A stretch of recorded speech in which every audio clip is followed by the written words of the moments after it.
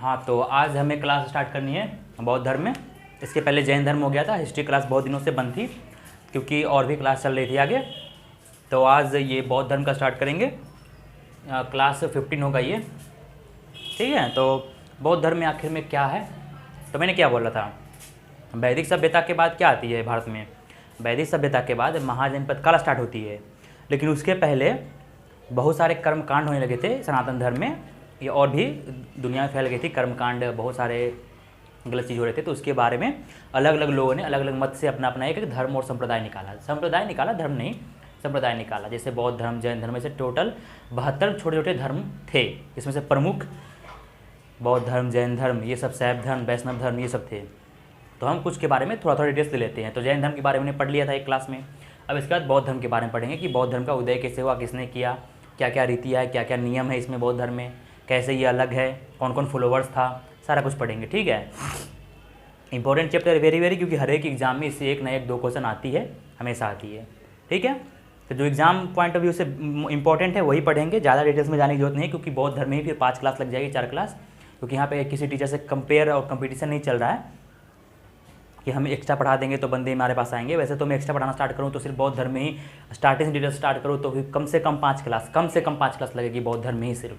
ऐसे ही अगर स्टार्टिंग करूँ तो सिर्फ हिस्ट्री ही इतनी लंबी चली जाएगी ना कि कुछ कहें तुम। लेकिन मैं इसमें बता रहा हूँ बस जो इंपॉर्टेंट है हर एक एग्जाम के लिए, नॉर्मल वनडे एग्जाम के लिए, ना कि यूपीएससी मेंस के लिए, सब इस सब के लिए नहीं, बट लेकिन मेंस पीटी के लिए तक ये काफ़ी वीडियो होगा, ठीक है। तो बौद्ध धर्म के बारे में हम चर्चा करेंगे। तो बौद्ध धर्म का संस्थापक किसे बोला गया? जैसे जैन धर्म का संस्थापक तो महावीर स्वामी हो गए। देखो, जैन धर्म का संस्थापक जो है, ओनली संस्थापक जैन धर्म का, वो थे ऋषभदेव, और वास्तविक संस्थापक थे महावीर स्वामी, ठीक है। उनको तीर्थंकर बोला गया है। तीर्थंकर के मतलब जो शब्द आएगी वो जैन धर्म से रिलेटेड है। लेकिन बौद्ध धर्म में सबसे पहले कौन है? महात्मा बुद्ध, ठीक है। मतलब इसमें महात्मा बुद्ध जो गौतम बुद्ध हैं, उन्होंने मतलब बौद्ध धर्म का स्थापना किया है। बौद्ध धर्म के संस्थापक कौन है? महात्मा बुद्ध, गौतम बुद्ध, ठीक है। इनको लाइट ऑफ एशिया बोला गया। तो पहले यहाँ लिखो कि बौद्ध धर्म के संस्थापक कौन है?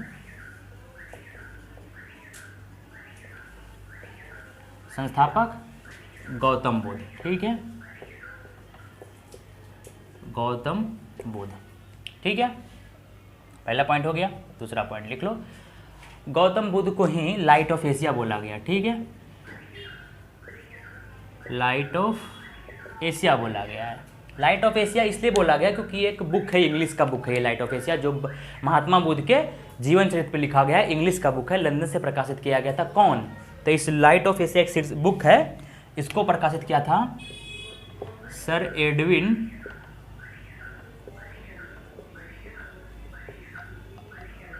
अर्नोल्ड ने, ठीक है। देख लेना एक Arnold. Light of Asia book जो है सर एडविन अर्नोल्ड ने अर्नोल्ड ने प्रकाशित किया था, जो कि इंग्लिश का बुक है, इंग्लिश में प्रकाशित किया गया था। ये किसका इंग्लिश वर्जन है? तो ललित विस्तार का। ललित विस्तार कौन था का मतलब कौन सा बुक है? तो महात्मा बुद्ध का 2 धर्म संप्रदाय बढ़ जाती है, महायान और हीनयान में। तो महायान धर्म संप्रदाय का एक ग्रंथ है ललित विस्तार, जिसमें महात्मा बुद्ध के चरित्र के बारे में लिखा गया है। तो उसी का इंग्लिश वर्जन जो है वो लाइट ऑफ एशिया है, इसे सर एडविन अर्नोल्ड ने लंदन से प्रकाशित किया गया था, ठीक है। बस यही है, और इन्हें ही लाइट ऑफ एशिया बोला गया है, गौतम बुद्ध को ही। तो समझ गए हो, ठीक है। अब आ जाए एक पॉइंट है मेनली इससे मेन अब क्या होगा। अब देखो आता है गौतम बुद्ध, महात्मा बुद्ध जो है गौतम बुद्ध, इनके धर्म, इनके जितने भी हैं ना, जन्म, गृह त्याग, ज्ञान की प्राप्ति, ये सब का एक एक साइन है। ये इंपॉर्टेंट है हर एक एग्जाम के लिए, तो इसे याद रखनी है, ठीक है। हर एक एग्जाम के लिए इंपॉर्टेंट है, इसलिए तो महात्मा बुद्ध, गौतम बुद्ध की एक एक साइन है, अलग अलग चीज़ों का, घटना का, अलग अलग घटनाओं का अलग अलग साइन है, चिन्ह है, उसे याद रखना है। जैसे गौतम बुद्ध की जन्म का चिन्ह क्या है, मैं यहाँ बता रहा हूँ। चिन्ह को याद रखना है, वेरी इंपॉर्टेंट है, ठीक है। चिन्ह, साइन, ठीक है। मेरे वर्ड पे ध्यान देना, लिखा हुआ जो है उस पर ध्यान मत देना, ठीक है। तो साइन पहला क्या था? कमल, पहला साइन जो है, पहला चीज़ क्या है? जन्म, ठीक है। जन्म का क्या साइन है? दूसरा गृह त्याग, तीसरा गृह त्याग के बाद ज्ञान का क्या साइन है? चौथा जन्म हो गया, गृह त्याग हो गया, ज्ञान हो गया, ऊपर से क्या हो गया? निर्वाण। और 5वां मृत्यु की क्या साइन है? वेरी इंपॉर्टेंट है, सारा का याद रखना। तो चिन्ह जो है महात्मा बुद्ध से संबंधित सारे चिन्ह, तो महात्मा बुद्ध का जन्म का कौन सा साइन है, ऐसा एग्जाम में आएगा, तो वो कौन सा है, कमल एवं सांड। कमल एंड सांड जो है ये महात्मा बुद्ध का क्या है, महात्मा बुद्ध का जन्म का साइन है। और महावीर स्वामी के जन्म का मतलब उनका क्या साइन था, महावीर का साइन एक ही था, वो सीता था, ठीक है, महावीर स्वामी का। लेकिन गौतम बुद्ध के जन्म का क्या साइन है, तो कमल एंड सांड। आगे क्वेश्चन में तो बता देना। गृह त्याग का क्या साइन है, तो गृह त्याग का घोड़ा। मतलब ये साइन इसलिए होता है ना कि मेनली का रीज़न होता है उस समय का कुछ कोई घटना होती है इससे रिलेटेड, इसलिए इसको साइन बना दिया जाता है। और उनका साइन भी था इसमें बुक्स में लिखा हुआ है। तो जन्म का, महात्मा बुद्ध के जन्म का जो साइन है वो कमल एंड सांड है। चिन्ह जो है गृह त्याग का घोड़ा है, ज्ञान की पीपल का वृक्ष है, क्योंकि पीपल के वृक्ष के नीचे ही तो इनको ज्ञान की प्राप्ति हुई थी। पीपल का वृक्ष है, ज्ञान की प्राप्ति हुई थी पीपल के वृक्ष के नीचे। निर्वाण, निर्वाण के मतलब होता है गौतम मतलब बुद्ध में, बौद्ध धर्म में निर्वाण के मतलब होता है तृष्णा का छिन्न हो जाना। तृष्णा किसे बोला गया, तो कामना, इच्छा, मोह, माया, लालसा, सारे चीज़ को परे हो जाना। उसको किसी को मतलब उसका किसी को फिक्र नहीं। से आज के बंदे को क्या है मेनली रीज़न, इच्छा, मोह, कामना, यही तो दुख का रीज़न है। महात्मा बुद्ध ने भी यही बताया था कि मनुष्य क्या जो दुखों का मेन कारण है वो इच्छा है, उसकी इच्छा, कामना, लालसा जो भी बोले वही है दुखों का कारण। तो सही है, तो मतलब इनका मतलब होता है कि सारे बंदे सन्यासी बन जाए। अब सन्यासी बन जाओ तो इस सब का इच्छा मोह रहेगा नहीं, आप दुनिया से परे रहोगे तो दुख नहीं होगा। तो अब मैं क्या बोलूँ, इनका मतलब यही था ये। तो निर्वाण का मतलब वही था, निर्वाण की प्राप्ति जो महात्मा बुद्ध का है उनका साइन क्या है, निर्वाण की मतलब सिंपल मतलब निर्वाण का मतलब वही होता है कि कामना, मोह, लालसा से परे हो जाना, उसका किसी को कोई फिक्र नहीं होना, मतलब उनके उस पर कोई असर नहीं। से नॉर्मल बंदों का तो है ना, लालसा है, इच्छा है, कामना भी है, सारे कुछ का, तभी तो बंदे कांड करते हैं और दुख होते हैं। इसमें गर्लफ्रेंड क्यों बनाता है, कामना के लिए, रियल लॉजिक है, जानते हो। तो उसका रीज़न भी क्या हुआ, कामना है आपके पास कि लड़के मतलब गर्लफ्रेंड आपकी भाग गई तो अब रोओगे, हुआ ना दुख। इच्छा, कुछ पाने की इच्छा, नहीं मिला तो भी रोओगे, मिल के टूट गया या बिखर गया तो भी रोओगे। तो इनका लॉजिक है, इनका जितना भी इनका ज्ञान था वो लॉजिकल था, तार्किक ज्ञान था, ठीक है, बुद्ध का सारा में सिस्टम लॉजिक है एक। तो निर्वाण की प्राप्ति का साइन क्या है, निर्वाण की, तो निर्वाण की है पद चिन्ह। पद चिन्ह जो है वो निर्वाण की साइन है, पद चिन्ह है निर्वाण का साइन। मृत्यु का क्या है साइन, स्तूप। इनके जब मृत्यु हो गया था ना तो इनके शरीर को 8 अलग अलग जगह पे अलग अलग करके दफनाया गया था और 8 जगह पे एक स्तूप बनाया गया था, ठीक है। तो ये हो गया इनका साइन, संबंधित साइन हो गया है, ठीक है। तो बेहतर होगा कि साइन आप समझ गए, वेरी इंपॉर्टेंट है, याद रखना साइन को, जरूरी है। अब मैं इसे मिटा दे रहा हूँ। तो महात्मा बुद्ध के संस्थापक कौन होगा, बौद्ध धर्म के संस्थापक Gautam Buddha. Light of Asia किसे कहा गया, गौतम बुद्ध को। लाइट ऑफ एशिया एक बुक है इंग्लिश का जिसको लिखा गया सर एडविन अर्नोल्ड के द्वारा लंदन में, ठीक है, इंग्लिश वर्जन है, ललित विस्तार का इंग्लिश वर्जन है ये। चिन्ह कौन कौन सा है, तो महात्मा बुद्ध गौतम बुद्ध का जो जन्म का साइन है वो कमल एंड सांड है, गृह त्याग का घोड़ा है, ज्ञान का पीपल का वृक्ष है, निर्वाण का पद चिन्ह है और मृत्यु का स्तूप है, ठीक है। मैं इसे अब मिटा दे रहा हूँ। अब इतना कुछ तो साइन के बारे में जान गए, तो महात्मा बुद्ध के जन्म, पिता माता के बारे में तो जानना चाहिए। तो चलो, महात्मा बुद्ध का जन्म, महात्मा बुद्ध का यहाँ डैश लगाओ। महात्मा बुद्ध का जन्म कब हुआ, 563 ईसा पूर्व, यहाँ लिखो। महात्मा बुद्ध का जन्म 563 ईसा पूर्व, 563 BC, इसे हिंदी में ईसा पूर्व बोलते हैं, ठीक है। पहले मैं एक तरफ लिख देता हूँ सारा कुछ, फिर मैं बता दूंगा। जन्म, पिता कौन थे, फिर माता कौन थे, पत्नी या वाइफ जो भी बोलो, बेटा एक था, बस। और भी लिखोगे तो लिख लो, सारथी लिख लो, सारथी का क्या नाम था और घोड़ा का क्या नाम था, ये भी इम्पोर्टेंट है, ठीक है। तो देखो जन्म कब हुआ था, तो महात्मा बुद्ध का जन्म 563 BC में हुआ था। कहाँ, 563 BC में लुम्बिनी, कपिल वस्तु के लुम्बिनी नामक वन में हुआ था, ठीक है, वन में हुआ था। इनके जन्म के जस्ट 7वें दिन इनकी माता मर गई। इनकी माता का नाम था महादेवी मतलब महामाया देवी नाम था इनकी माता का, जो कोलिया वंश की राजकुमारी थी, महामाया देवी। इनके पिता सुदोधन थे शाकगण का मुखिया, और इनकी माता महामाया देवी थी, इनके 7वें दिन जन्म के मर गए वो। तो इनके पिता जो है सुदोधन, वो इनकी मौसी से शादी कर लिए, अपनी साली से शादी कर लिए ताकि इनका लालन पोषण हो सके। इनकी जो मौसी थी प्रजापति गौतमी, वो इनको अच्छा मानते थे, तो इनका पालन पोषण जो अच्छे से किया है वो प्रजापति गौतमी ने ही किया है। प्रजापति गौतमी इनकी सौतेली माता भी थी और मौसी भी थी, ठीक है, क्योंकि सुदोधन जो थे इनके पिता महात्मा बुद्ध का वो शादी करे थे अपने साले से इनकी माता के मरने के बाद, ठीक है, जैसे इनके 7वें दिन मर गए थे। तो मैं यहाँ तक बता दिया हूँ। जन्म कहाँ हुआ इनका महात्मा बुद्ध का, याद रखो, जन्म कहाँ हुआ, कपिल वस्तु के लुम्बिनी वन में। कपिल वस्तु और लुम्बिनी वन कहाँ है, नेपाल में, ठीक है।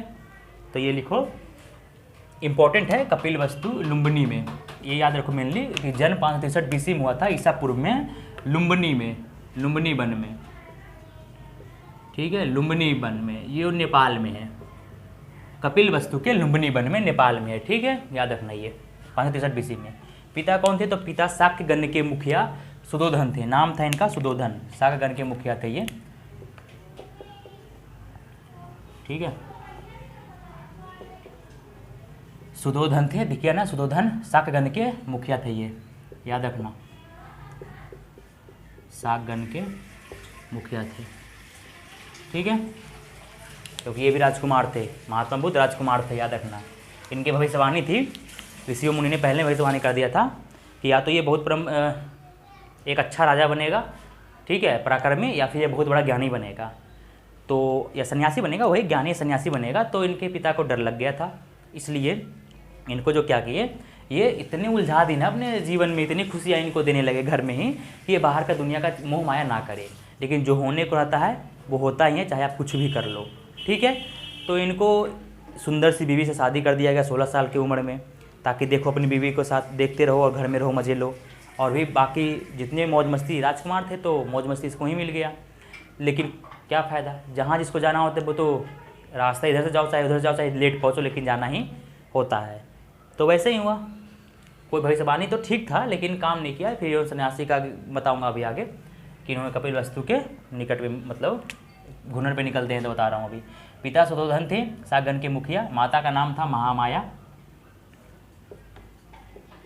महामाया देवी, ये कोलिया वंश की थी राजकुमारी। पत्नी यशोधरा, यशोधरा, इनकी जो शादी है ये 16 वर्ष की अवस्था में शादी हो गई थी इनकी, ठीक है, 16 वर्ष की अवस्था में शादी हो गई थी गौतम बुद्ध की। यशोधरा इनकी पत्नी का नाम है। बेटा राहुल पैदा हुआ, ठीक है, बेटा राहुल पैदा हुआ। सारथी का नाम चन्ना था और घोड़ा का नाम कंथक था। अब घोड़ा इनका उजला कलर का था, ठीक है, उजला रंग का, ठीक है, इतना चीज़ काफ़ी है, ठीक है। तो जन्म 563 ईसा पूर्व में हुआ था, कहाँ, कपिल वस्तु के लुम्बिनी वन में। कपिल वस्तु और लुम्बिनी वन कहाँ है, तो नेपाल में पड़ता है, ठीक है। पिता इनके सुदोधन थे, शाक्यगण के मुखिया थे, ठीक है, शाक्यगण के मुखिया थे, और इनकी माता का नाम महामाया देवी थी। तो इनकी मृत्यु इनके 7वें दिन हो जाती महामाया देवी की। तो इनके पिता जो थे इनकी माँ से शादी कर लेते हैं, जो कि प्रजापति गौतमी थी, ठीक है। इनकी सौतेली माँ यहाँ पर लिख देना है, सौतेली माँ प्रजापति गौतमी शादी कर लेते हैं, जो इनकी मौसी भी थी और सौतेली माँ भी थी। तो यहाँ लिखो सौतेली, सौतेली माँ का नाम प्रजापति गौतमी, वेरी इंपॉर्टेंट, प्रजापति गौतमी। पहली इनकी महिला में यही है इनके वो फॉलोवर्स, महिला में पहले फॉलोवर्स भी प्रजापति गौतमी ही थे बुद्ध के। जब बुद्ध ज्ञान प्राप्त करके आते हैं तो जो महिला में पहले फॉलोवर्स बनते हैं वो प्रजापति गौतमी ही बनते हैं, ठीक है, याद रखना, वेरी इंपॉर्टेंट है। तो ये हो गया। राहुल के बेटा का नाम था चन्ना, सारथी का नाम था, घोड़ा कंथक उजला रंग का था, और सौतेली माँ प्रजापति गौतमी थी, ठीक है। इनका बचपन का नाम याद कर लो, सिद्धार्थ था। बचपन का नाम क्या था, सिद्धार्थ था, वेरी इंपॉर्टेंट, सारे वेरी इंपॉर्टेंट हैं, सिद्धार्थ था, ठीक है, सिद्धार्थ था बचपन का नाम। 16 वर्ष की आयु में इनकी शादी हुई थी, याद रखना। बचपन का नाम ये था, लुम्बिनी वन में होता, सारा कुछ तो समझ में आ गया, ठीक है। अब ये जो है ना, अब इनको तो बोल गया 16 वर्ष से शादी एज में शादी कर दी, जान के कि ये बाहर का दुनिया ना देखे ज़्यादा और ना सन्यासी बने, ये इनको पिता का डर था, इसलिए थोड़ा शादी कर दिया गया। अब इसे मैं मिटा दे रहा हूँ। लेकिन एक बार क्या होता है कि अपने सारथी चन्ना के साथ अपने घोड़े पे, मतलब वही रथ पे निकलते हैं कपिल वस्तु के शहर पे महात्मा बुद्ध, अब सैर पे निकलते तो इन्होंने 4 चीज़ को देखा। जब ये सैर पे निकले कपिलवस्तु के तो इन्होंने 4 चीज़ देखा, ठीक है, 4 दृश्य देखे। कौन कौन से थे? 4 दृश्य देखे, तभी इनका माइंड भटक गया सन्यासी में। देखे कि एक था बूढ़ा व्यक्ति, बूढ़ा व्यक्ति। दूसरा चीज़ देखे एक बीमार व्यक्ति, एक बीमार व्यक्ति, ठीक है। तीसरा चीज़ ये देखे एक शव यात्रा, शव। और चौथा चीज़ देखे एक सन्यासी, ठीक है। तो इनका माइंड जो डाइवर्ट होता है ना, वो यहीं से डाइवर्ट होता है सन्यासी की तरफ। एक बूढ़ा व्यक्ति, जब बूढ़ा होना है, एक बीमार व्यक्ति, बीमार भी होगा शरीर हमारा, सब है, लास्ट में जाना ही है। एक सन्यासी ही जो है फिलहाल खुशी जीवन व्यतीत कर रहा है, तो उनका मन हुआ सन्यासी बनने का, ठीक है। तो मेन जो इनका जो रीज़न होता है बदलने का, वो यही 4 चीज़ होता है, 4 दृश्य होता है। जब कपिलवस्तु के सैर पे निकलते हैं ये, अपने साथ सारथी चन्ना, और घोड़ा का नाम कंथक था, अभी मैं बता दिया हूँ, इंपॉर्टेंट है, याद रखना। तो 4 दृश्य को देखा इन्होंने, एक बूढ़ा व्यक्ति, एक बीमार व्यक्ति, शव यात्रा और एक सन्यासी, ठीक है। ये 4 चीज़ देखा इन्होंने। फिर इन्होंने क्या करता कि ये सारे संसार को मोह माया इनको छोड़ देते हैं, बोलते हैं कि सारा मोह माया है, कोई फ़र्क नहीं, सन्यासी बनने में फ़ायदा है, ठीक है। क्योंकि ये इस मोह माया में रहेंगे ना तो दुख तो है ही, दुख है तो हम सन्यासी लेते हैं। तो ये विचार संसारिक दुखों को, विचार को छोड़ करके ये अपने पति बेटे को सोया हुआ छोड़ के निकल लेते हैं 29 वर्ष की आयु में यात्रा पे सन्यासी बनने के लिए। तो ये गृह त्याग कब करते हैं? संसारिक मोह माया को छोड़ करके 29 वर्ष की अवस्था में गृह त्याग करते हैं। गृह त्याग 29 वर्ष की अवस्था में गृह त्याग करते हैं, जिसको गृह त्याग को बौद्ध धर्म में महाभिनिष्कर्मण बोला गया है। महाभिनिष्कर्मण,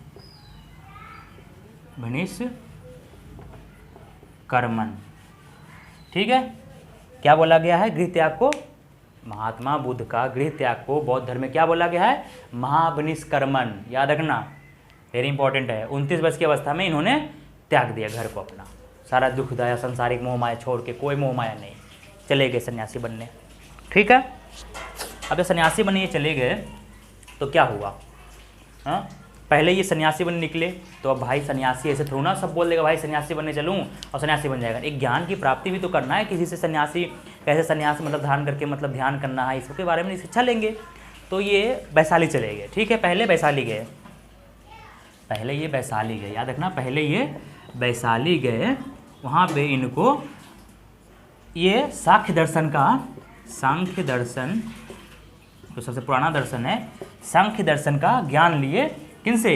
अलाड़ कलाम से ज्ञान लिए, सांख्य दर्शन का, सांख्य दर्शन का ज्ञान लिए अलाड़ कलाम से, ठीक है। अलाड़ कलाम, ठीक है, अलाड़ कलाम जो इनके प्रथम गुरु हैं, याद रखना।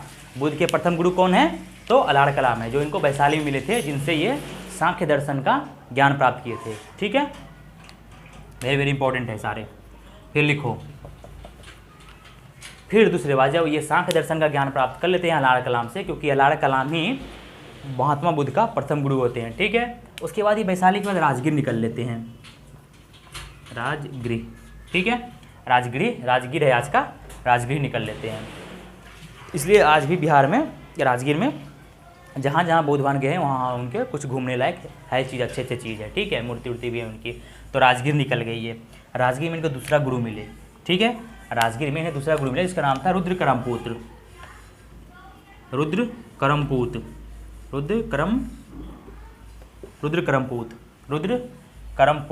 ठीक है।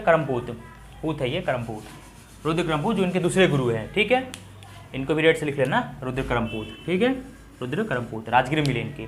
पहले ये वैशाली गए, गृह त्याग करके वैशाली गए, वैशाली में इनके पहला गुरु मिले, जिनसे ये सांख्य दर्शन का ज्ञान लिए, जो अलाड़ कलाम थे। गृह त्याग को महाभिनिष्कर्मण बोला गया है। फिर ये वैशाली के बाद राजगीर चले जाते हैं पैदल। राजगीर जाने के बाद इनको दूसरा गुरु मिलते हैं, रुद्रकरमपूत, ठीक है। फिर इनसे शिक्षा कुछ लेते हैं ये। उसके बाद ये तीसरा जगह निकल लेते हैं, कहाँ? उरुबेला। तीसरा जगह ही निकल लेते हैं उरुबेला, जो आज का बिहार के बोध गया है। पहले इसका नाम उरुबेला था, ठीक है। उरुबेला आज का बोध गया, मान लो लिख लेना है बोध गया आज का, बोध गया तो नाम पड़ा, बुद्ध भगवान को वहाँ ज्ञान की प्राप्ति उस स्थान पर, इसलिए उसका नाम बोध गया पड़ गया। ठीक है, बौद्ध गया। ठीक है, उसका बहुत पहले नाम बोध, जब ज्ञान प्राप्ति के समय उसका उस जगह का नाम उर्वेला था। तो उर्वेला गए, वहाँ पे इनको 5 साधु मिले, 5 साधु मिले, साधु 5 मिले इनके। 5 साधु का क्या नाम है बताओ? ये एग्जाम में आ सकता है, बड़े बड़े एग्जामों में मिलान करें तो 5 साधु मिले। पहला का नाम था, ठीक है, कौंडिन्य ऐसे कुछ लिख लेना। ठीक है, दूसरा का नाम था बापा, तीसरा का नाम था भादिया, चौथा का नाम था क्या, महानामा, और 5वां का नाम था असागी। देख लो दिख रहा है कि नहीं दिख रहा है।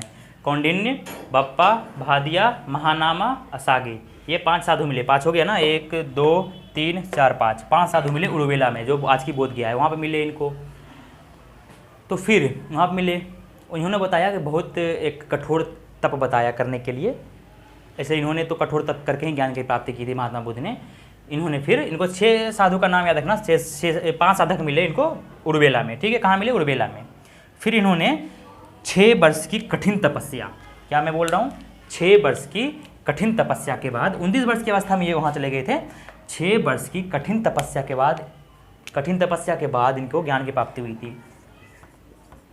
6 वर्ष के कठिन तपस्या के बाद ज्ञान की प्राप्ति हुई थी। ठीक है, ज्ञान की इनको प्राप्ति हुई। 1-2 साल में नहीं, 6 साल में ज्ञान की प्राप्ति हुई, तब ये महात्मा बुद्ध महान कहलाए। 6 साल कठिन तपस्या। तो आजकल लोग 1 साल भी तपस्या नहीं करते एग्जाम के लिए, और कैसे बोल सकते हैं? वो महात्मा बुद्ध भी 6 साल तपस्या किए थे, 6 साल। ठीक है, कठिन तपस्या।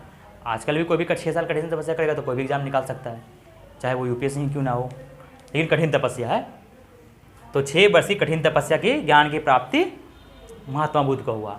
ज्ञान प्राप्ति हुआ तब इनका नाम गौतम से क्या हो गया? बुद्ध। इनका नाम क्या हो गया? बुद्ध। ज्ञान प्राप्ति के बाद ही इनका नाम बुद्ध हो गया। ठीक है, तो ज्ञान की प्राप्ति हुई, ज्ञान प्राप्ति के पश्चात इनका नाम बुद्ध हो गया। याद रखना, बुद्ध कब नाम हुआ? तो ज्ञान प्राप्ति के 6 वर्ष की ज्ञान प्राप्ति के बाद, जब इनको पीपल के वृक्ष के नीचे ज्ञान की प्राप्ति हुई, तो इनका नाम, मतलब फिर ज्ञान प्राप्ति के बाद ही इनका नाम बुद्ध कहलाया। ठीक है, और 35 वर्ष की अवस्था में इनको ज्ञान की प्राप्ति हुई, क्योंकि 29 साल में ये आए थे, 6 वर्ष कठिन तपस्या किए, टोटल 35 वर्ष की अवस्था में ज्ञान की प्राप्ति हुई इनको। ठीक है, ज्ञान प्राप्ति के बाद इनको नाम बुद्ध कहलाया। ठीक है, और क्या मैं बता दूँ? हाँ, ज्ञान की प्राप्ति कहाँ हुई? तो आज का बोध गया जहाँ है, वहाँ से एक निरंजना नदी जाती है, आज का उसका नाम फल्गु है। ठीक है, तो ज्ञान की प्राप्ति इनको निरंजना नदी के तट पे एक था पीपल का वृक्ष। ठीक है, उस पीपल के वृक्ष के नीचे इनको ज्ञान की प्राप्ति हुई थी। कब हुई थी? बैसाख की पूर्णिमा के रात्रि में हुई थी इनको ज्ञान की प्राप्ति, टोटल ज्ञान की। अब मैं ज्ञानी बन गया, तार्किक ज्ञान महाज्ञानी बन गया। तृष्णा का छीन हो जाना, मतलब अब सारे कुछ, मतलब बैठे बैठे 6 साल तपस्या की तो ज्ञान की प्राप्ति हो गई थी कि अब सारे बंदे का एक एक करके सारे का आंसर दे सकते हैं। ये हर चीज़ के बारे में सोल्यूशन इनके पास आ गया, तो ज्ञान की प्राप्ति होगी, उसी को बोला गया। ठीक है, तो ज्ञान की प्राप्ति हो गई इनके। मैं इसे मिटा दे रहा हूँ। कहाँ ज्ञान की प्राप्ति हुई ये इंपॉर्टेंट है, कहाँ हुआ, किस नदी के किनारे हुआ, ये सब हर एक एग्जाम में आ जाते हैं, चाहे वो बीपीएससी हो चाहे कुछ भी हो, एग्जाम में आते हैं बहुत रिलेटेड, अगर बिहार में आए तो ये भी लिखो कि ज्ञान की प्राप्ति कहाँ हुई थी, किस नदी के किनारे। पहले नदी का नाम लिखो, नदी, तो ये भी नदी का नाम था निरंजना। ठीक है, निरंजना नदी, आज का नाम है फल्गु। ठीक है, एक और पॉइंट लिखो, नदी के बाद वृक्ष क्या नाम था, किस वृक्ष के नीचे इनको ज्ञान की प्राप्ति हुई? तो इनका वृक्ष के नीचे था पीपल। पीपल भी याद रखना, पीपल वृक्ष। कोई टीचर आपको बताएंगे बनियान मतलब ट्री, नहीं, बरगद का पेड़ नहीं था, ये वृक्ष पीपल का था। गधे मत बनना। कोई है मैम ऐसे बताने वाले यूट्यूब पे, जो एक बार बता रहे थे बरगद का पेड़, मतलब गाँव में उसको बर का पेड़ बोलते हैं, इंग्लिश में बनियान ट्री बोलेगा। नहीं, पीपल के वृक्ष के नीचे ज्ञान की प्राप्ति हुई। और पीपल के वृक्ष जो है ना, वो कितनी बार काट दिया गया। सबसे पहले कौन काटा था? सबसे पहले अशोक की तीसरी बीवी, जो कि वैश्या थी, 1 नंबर की हरामी थी, वही ने कटवा दिया था। ठीक है, क्यों कटवाया था? बहुत हरामी थी, क्योंकि अशोक का एक बेटा था, उसका आँख बहुत अच्छा था, अशोक का बेटा का आँख। तो जब अशोक यात्रा पे निकलता है ना, तो इसकी जो तीसरी बीवी होती है उसका नाम होता है कुछ दृश्य धरती कुछ करके नाम होता है, मैं भूल रहा हूँ, दृश्य धरती करके कुछ नाम होता है उसका भी। ऐसे ही वो अपने मतलब अशोक के बेटे का आँख इतना प्यारा होता है कि उसका आँख निकलवा लेती है। ये अपना बेटा नहीं होता है, वो अशोक का भी तो बहुत सारी 3-4 शादी होती है। तो जो तीसरी बीवी होती है ना, जो वैश्या होती है, प्यार हो जाता है वो अशोक को, उसके साथ शादी कर लेता है उसके साथ, लेकिन वो होती है बहुत हरामी। वो भी बौद्ध धर्म का ब्रिज जो है ना पहले बार कटवाता है बौद्ध गया में, उसके बाद तो फिर शशांक ने कटवाता है बहुत बार, 3-4 बार तो काटा गया है बौद्ध ब्रिज को। ये कैमा पीढ़ी है, मैं बताऊँगा तीसरा चौथा पीढ़ी है ये ब्रिज का, ठीक है। ऐसा नहीं है कि जो महात्मा बुद्ध ज्ञान की प्राप्ति की इस ब्रिज के नीचे तब से वो ऐसा ही नहीं, कटवाया गया कई बार। सबसे पहले बार अशोक की तीसरी बीवी जो कि एक वैश्या थी उसने कटवा दिया था, ठीक है। उसके बाद शशांक कटवाता है, बंगाल का शासक शशांक कटवाता है, क्योंकि वो मतलब जो शशांक होता है ना वो किनका पुजारी होता है, शिव भगवान का, और बौद्ध धर्म के से नफरत करता है वो, तो इसलिए कटवाता है, ठीक है। और अशोक जब यात्रा पर निकलता है ना तो उसकी तीसरी बीवी जो होती है, अशोक के एक बेटा होता है बहुत सुंदर उसका आँख होता है, उसकी आँख निकलवा के रख लेती है। ये कुछ नाम होता है, बता दिया, पीपल ब्रिज के नीचे, ठीक है। जगह का क्या नाम था, स्थान बताओ। स्थान जो उर्वेला था उसी का नाम, जब महात्मा बुद्ध को ज्ञान की प्राप्ति होती है तो उसका नाम बोध गया पड़ जाता है, ठीक है, बोध गया। तो याद हो गया होगा इतना में, काफ़ी वेरी वेरी इंपॉर्टेंट। फल्गु नदी आज की फेमस है गया में, जानते ही हो सबके, पीपल के बीच स्थान, पीपल के बीच बहुत बार कटवाया गया। ये मत समझना कि आज तक वो उतने हज़ार सालों से आज तक है, 563 ईसा पूर्व से लेके आज तक, मतलब कितने काउंट कर लेना, लगभग 3000 साल पहले, तो ऐसा नहीं है। 2527-2800 साल पहले के ब्रिज नहीं है वो, इतना पुराना नहीं है वो, वही था। और आज भी है, मतलब चौथे पीढ़ी है शायद उसका, चौथा या 5वां पीढ़ी होगा उस ब्रिज का।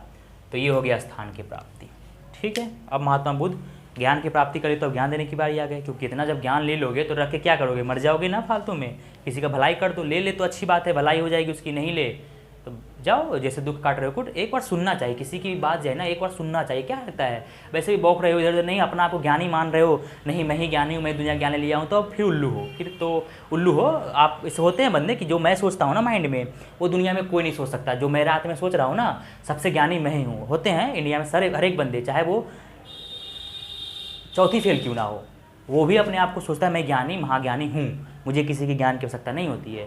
तो वैसे ही महात्मा बुद्ध जो ज्ञान की प्राप्ति कर लिए तो उनका बात सुनना चाहिए, लॉजिक है वो लॉजिक देंगे आपको, मानना ना मानना आपका काम है, सुन लेना 1 मिनट। इसलिए साधु महात्मा हर एक की बात सुनना चाहिए एक बार, वो बोल क्या रहे हैं आके। अगर आपका दिमाग उतना काम कर जाएगा कि हाँ भाई सही बता रहे हैं कि ऐसे करेंगे तो ऐसे होगा, ऐसे करेंगे तो ऐसे होगा, तो हर एक का बात सुनना चाहिए एक बार। तो महात्मा बुद्ध की अब ज्ञान की प्राप्ति हो गई, अब ये बुद्ध कल आने लगे, तो इन्होंने अपना पहला ज्ञान दिया। पहला ज्ञान कहाँ दिया इन्होंने, वेरी इंपॉर्टेंट, लिखो, पहला ज्ञान इन्होंने कहाँ दिया, पहला ज्ञान, ज्ञान की प्राप्ति के बाद इन्होंने ये चले गए कहाँ, ऋषिपत्तनम, कहाँ, ऋषिपत्तनम उस समय के नाम था, आज का नाम सारनाथ। कहाँ है, यूपी के वाराणसी के पास, यूपी के वाराणसी के पास सारनाथ में पहला ज्ञान इन्होंने दिया। पहला ज्ञान किसे दिया, तो पहला ज्ञान 5 ब्राह्मण साधुओं को दिया, ब्राह्मण सन्यासियों को दिया। हाँ मतलब ज्ञान या उपदेश, पहला ज्ञान या पहला उपदेश लिख लो, कन्फ्यूजन ना हो, पहला ज्ञान या पहला उपदेश। अब ज्ञान प्राप्त किया तो उपदेश मानो, तो उपदेश, पहला उपदेश इन्होंने दिया बुद्ध कल आने के बाद, तो ऋषिपत्तनम में, सारनाथ में, जो यूपी में है वाराणसी के पास, 5 ब्राह्मण सन्यासियों को दिया। इसलिए इसे इनके पहले उपदेश को धर्म चक्र परावर्तन बोला गया। इनके पहले उपदेश को क्या बोला गया, वेरी इंपॉर्टेंट, धर्म चक्र परावर्तन, धर्म चक्र परावर्तन बोला गया, क्योंकि 5 ब्राह्मण को इन्होंने अपना ज्ञान दिया, तो ब्राह्मण जो थे ना वो कन्वर्ट हो गए बौद्ध धर्म में, इसलिए इसको क्या बोला गया, धर्म चक्र परावर्तन। और महाभिनिष्क्रमण किसे बोला गया बौद्ध धर्म में, तो बौद्ध धर्म के गृह त्याग को महाभिनिष्क्रमण बोला गया। और धर्म चक्र परावर्तन किसे बोला गया, महात्मा बुद्ध का प्रथम उपदेश, जो कि ये कहाँ दिए थे, ऋषिपत्तनम में या सारनाथ में दिए 5 ब्राह्मण को, तो उसे क्या बोला गया, धर्म चक्र परावर्तन। महात्मा बुद्ध के प्रथम उपदेश को क्या बोला गया, धर्म चक्र परावर्तन। वेरी इंपॉर्टेंट, इसे मैं 3-4 रिपीट कर दिया इसे। अब क्या, अब जब दे दिए 5 साधुओं को इन्होंने, उसके बाद इन्होंने अलग अलग ज्ञान फैलाना अपना स्टार्ट किया।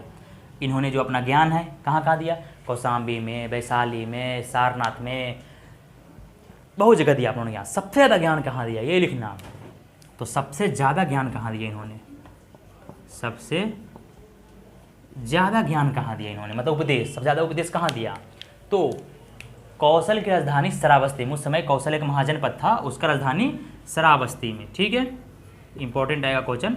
श्रावस्ती में इन्होंने सबसे ज़्यादा ज्ञान दिया। ठीक है, इनके फॉलोवर्स कौन कौन से थे उस समय?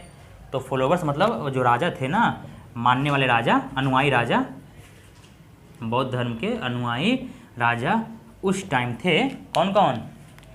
बिंबिसार, इनके समकालीन हैं, समकालीन राजा बिंबिसार मगध में, बिंबिसार, प्रसेनजीत शायद कौशल के राजा थे उस समय, प्रसेनजीत और उदयन। फिर उदयन बिंबिसार के पौत्र हैं।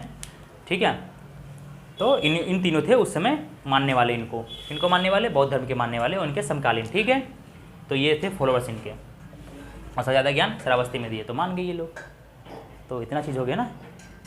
ऐसे अशोक भी जो होता है कलिंग युद्ध के बाद बौद्ध धर्म को फॉलोअर्स बन जाता है, तभी वो युद्ध छोड़ता है वो। बौद्ध धर्म मेनली फोकस किया गया अहिंसा पे, अहिंसा नहीं करना है बौद्ध धर्म में। और निर्वाण, निर्वाण किसे बोला गया बौद्ध धर्म में? तृष्णा का छिन्न हो जाना को निर्वाण बोला गया। यहाँ एक और लिख ही लो पॉइंट, निर्वाण किसे बोला गया? तो इनमें निर्वाण जो है बोला गया किसे? उसमें पूर्ण ज्ञान को कैवल्य बोला गया था, इसमें निर्वाण बोला गया है तृष्णा का छिन्न हो जाना। तृष्णा का छिन्न हो जाना मतलब लालसा, इच्छा, कामना का से परे हो जाना, उसका मोह माया नहीं रखना, उसे ही बोला गया तृष्णा का छिन्न हो जाना, जिसे निर्वाण बोला गया बौद्ध धर्म में। ठीक है, तो मैं जल्दी जल्दी थोड़ा वीडियो बना रहा हूँ कि वीडियो शॉर्ट वीडियो में ज़्यादा चीज़ कवर हो जाए, इसलिए मैं जल्दी जल्दी थोड़ा बना रहा हूँ। ठीक है, क्योंकि एक और वीडियो लगेगी, ये इस वीडियो में तो ख़त्म नहीं होगा। मैं बहुत मिनिमम 30 से 45 मिनट का वीडियो बनाना चाहता हूँ, क्योंकि बंदे को समझ में आए और बोरिंग ना फील हो। ठीक है, इसके बाद अगले वीडियो में पूरा कवर करवा दूंगा, दो टॉपिक तो लगेगी। ठीक है, बौद्ध धर्म में निर्वाण की समझ गए, निर्वाण क्या वो हुआ।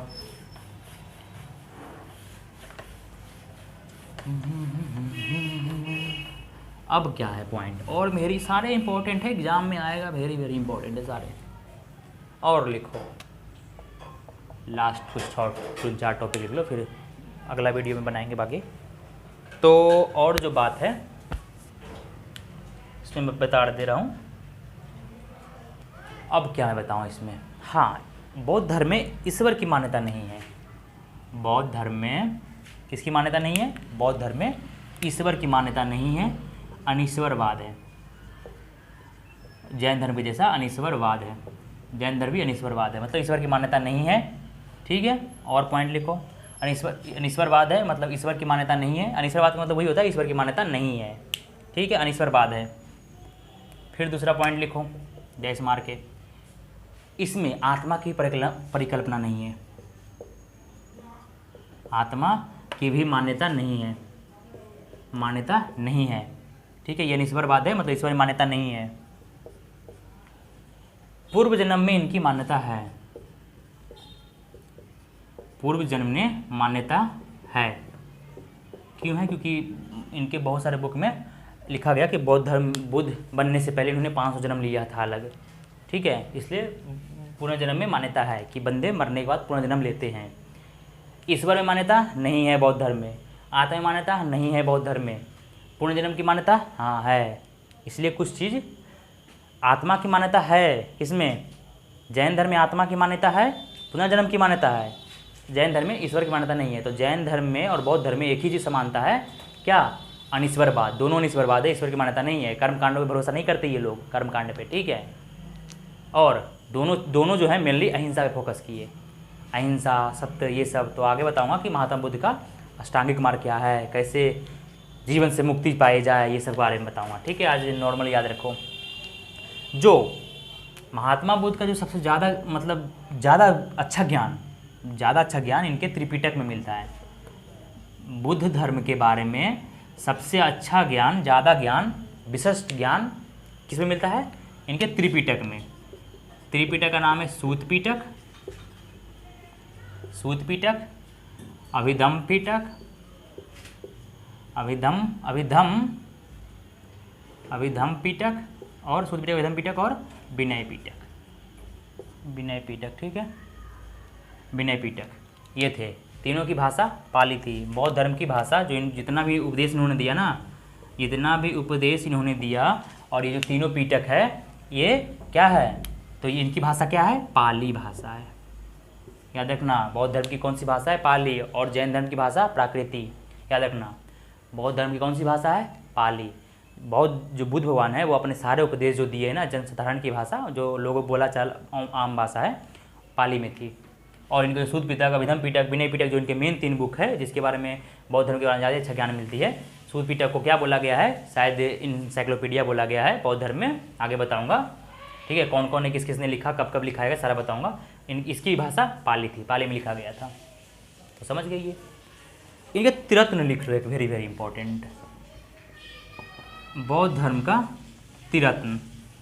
बौद्ध धर्म का त्रिरत्न कौन कौन से हैं? जैसे जैन धर्म का त्रिरत्न कौन कौन से था? साम्यक दर्शन, साम्यक आचरण, साम्यक ज्ञान। वैसे ही इसका भी त्रिरत्न है, वेरी वेरी इंपॉर्टेंट। कौन कौन है?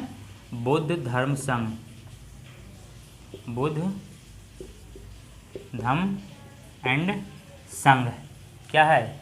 बौद्ध धर्म का त्रिरत्न है बुद्ध धम्म संघ। बुद्ध का मतलब होता है तार्किक ज्ञान, ज्ञानी मानव। बुद्ध भगवान ज्ञानी मानव और तार्किक था इनके सारे। तो बुद्ध का मतलब होता है तार्किक ज्ञान, ज्ञानी मानव। धम्म के मतलब होता है बुद्ध धर्म के शिक्षाओं को धम्म बोला गया है। बुद्ध धर्म के शिक्षाओं को धम्म बोला गया है। संघ क्या है? तो भिक्षुओं और उपासकों के संगठन को संघ बोला गया है। और बोलो इसमें भिक्षु और उपासक कौन है? तो मेनली जो था ना 2 भाग में बट गया, मतलब 2 भाग था इसमें। बौद्ध धर्म के 2 भाग थे, 2 भाग के लोग फॉलोवर्स थे, 2 भाग का फॉलोवर्स थे। पहला था भिक्षुक, भिक्षुक, और दूसरा था उपासक। ठीक है, भिक्षुक कौन थे? तो भिक्षुक वो थे कि जो बौद्ध धर्म के प्रचार के लिए संन्यास धारण किया हो, वो भिक्षु थे। ठीक है। उपासक किसे बोला गया है? गृहस्थ जीवन को रहते माने मानते हुए बौद्ध धर्म को एक्सेप्ट करना। जो बौद्ध धर्म के फॉलोअर्स हैं वो गृहस्थ जीवन बिताते, मतलब जो शादी ब्याह करके बाल बच्चे पैदा करने वाला गृहस्थ जीवन बिता रहा है, वो लोग अगर बुद्ध धर्म के फॉलोअर्स करते हैं ना तो उसे उपासक बोला गया है। और भिक्षुक जो बुद्ध धर्म के लिए, बुद्ध धर्म के प्रचार प्रसार के लिए संन्यास धारण कर लिया हो, उसे भिक्षुक बोला गया है। इन दोनों के संगठन को ही संघ बोला गया है। और धम्म किसे बोला गया है? बौद्ध धर्म के शिक्षाओं को धम्म बोला गया है। और बुद्ध के मतलब तार्किक ज्ञान, ज्ञानी मानव। ज्ञानी मानव मतलब ज्ञान से भरे हुए बंदे। निर्वाण का मतलब पहले ही बता दिया हूँ, तृष्णा का छीन हो जाना, इच्छा मोह लालसा से परे हो जाना, ये हो गया है। फिर इनकी मृत्यु हो जाती है, यही बताता हूँ इनकी मृत्यु कब होती है। फिर इसके बाद मैं बता दूंगा कि इनके बहुत सभाएं बहुत सारे हैं, तो इनकी मृत्यु के बारे में लिख लो। इनकी मृत्यु जो है ना 483 BC में हो जाती है।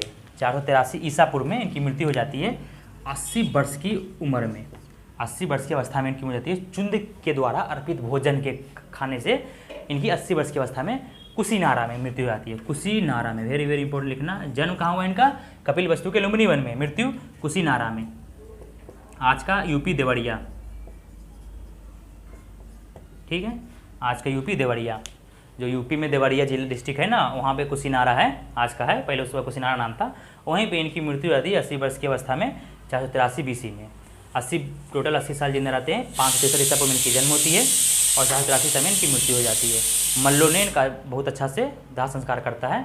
और ऐसा बोला गया था एक श्रुति के अनुसार कि इनके जो शरीर मरने के बाद में 8 भागों में बांट करके 8 स्तूपों का निर्माण करवाया गया था। इनका जो मृत्यु है बुद्ध धर्म का, याद रखना, इनका जो मृत्यु है ये किस चीज़ के पे आधारित है? किस अभिलेख पे आधारित है? किस अभिलेख से लिया गया था इनके मृत्यु और जन्म के बारे में?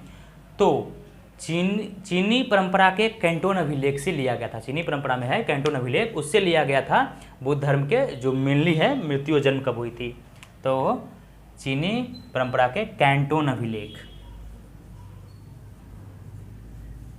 कैंटोन अभिलेख के आधार पे ही इनकी मृत्यु और जन्म के बारे में जानकारी मिलती है। ठीक है, कैंटोन अभिलेख। बस क्योंकि चीन में भी तो हैं बहुत सारे बौद्ध धर्म, जापान, ये सब, क्योंकि फैहियान, हेनसांग, ये सब आता है, सब बौद्ध धर्म की दीक्षा लेने के लिए, वो भी जाकर वहाँ प्रचार करता है ना। आगे बताऊँगा सारी चीज़ के बारे में। आज के लिए बस इतना काफ़ी है। 483 ईसा पूर्व में इनको, हाँ, इनकी मृत्यु क्या बोला गया है? इनकी मृत्यु को महापरिनिर्वाण, तो वेरी वेरी इंपॉर्टेंट है। तो मृत्यु को क्या बोला गया है? मैं यहाँ मिटा दे रहा हूँ थोड़ा सा। 483 ईसा पूर्व में इनकी मृत्यु हो जाती है। ठीक है, मैं यहाँ मिटा के वापस लिख देता हूँ। इनकी मृत्यु हो जाती है 483 ईसा पूर्व में। तो मृत्यु को, महात्मा बुद्ध की मृत्यु को क्या बोला गया है? वेरी वेरी इंपॉर्टेंट, मैं लिख देता हूँ। मृत्यु को महापरिनिर्वाण, निर्वाण, निर्वाण का आगे महापरिनिर्वाण लगा दो, महापरिनिर्वाण, वेरी इंपॉर्टेंट है, VVI लिखो। तो पहले 3 वर्ड ऐसा आया है, महाभिनिष्क्रमण, बौद्ध धर्म के गृह त्याग को महाभिनिष्क्रमण बोला गया है, ठीक है। दूसरा महाभिनिष्क्रमण बोला गया है, दूसरा क्या है, दूसरा वर्ड है धर्मचक्र परावर्तन, महात्मा बुद्ध का प्रथम उपदेश जो सारनाथ में दिए थे 5 ब्राह्मण साधकों को, सन्यासियों को, तो उसे क्या बोला गया है, धर्मचक्र परावर्तन। तीसरा वर्ड है महापरिनिर्वाण, इनकी मृत्यु को महापरिनिर्वाण बोला गया है बौद्ध धर्म में। तो ये 3 वर्ड याद रखना। इनके त्रिपिटक में, सूत पिटक, विदम पिटक, विदम पिटक में ज़्यादा ज्ञान मिलता है बौद्ध धर्म के बारे में। तीर्थ इनके कौन कौन से हैं, बुद्ध, धम्म, संघ, 2 भाग में बटा था ये। भिक्षुक में, एक उपासक में, भिक्षुक कौन होते हैं बता दिया हूँ, उपासक कौन है। तो ठीक है, मृत्यु के बारे में कल इसके जो मैं लूँगा उसमें मैं बौद्ध धर्म के बौद्ध सभाएं कब हुआ था, कैसे शासन काल में हुआ था, उसका दस्ता किसने किया था, सारे के बारे में बता दूंगा, ठीक है। बस एक और वीडियो लगेगी, बौद्ध धर्म क्लीन हो जाएगा। सारे इंपॉर्टेंट है, इसमें कोई भी फालतू ज्ञान नहीं है, सारे इंपॉर्टेंट है, इसलिए मैं बीच में कुछ ज़्यादा ज्ञान नहीं दिया हूँ, वीडियो ज़्यादा लंबा ना हो इसलिए, ठीक है। तो इसको अच्छा से समझ के पढ़ना, ना समझ में आए कमेंट में लिखना, समझ में आए तो भी लिखना, ठीक है। तो आज के लिए इतना ही काफ़ी है, मिलते हैं नेक्स्ट वीडियो में, बाय।